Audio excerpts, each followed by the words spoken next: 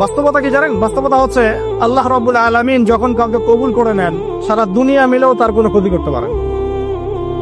আরেকটা বড় কথা বলি, মানুষের একটা কথা আছে যে স্পিরিচুয়াল প্রেজেন্স, মানে আধ্যাত্মিক উপস্থিতি বলে একটা কথা আছে। মানুষের ব্যক্তিগত প্রেজেন্সের চাইতে স্পিরিচুয়াল প্রেজেন্সটা অনেক বেশি ইম্পর্টেন্ট। বুঝাচ্ছি, ইব্রাহিম আলাইহিস সালাম কিন্তু বেঁচে নাই, বেঁচে আছেন, কিন্তু তার আদর্শ কিন্তু এখনো জীবিত আছে। তাই মুহাম্মদ সাল্লাল্লাহু আলাইহি সাল্লাম বেঁচে আছেন, অবশ্যই তারা কবরে জীবিত, অবশ্যই সেটা অন্য ইস্যু। আমি পৃথিবীর কথা বলছি। নবী সাল্লাল্লাহু আলাইহি ওয়াসাল্লাম কি আমাদের মধ্যে আছেন? না, আমাদের মধ্যে কি বেঁচে আছেন?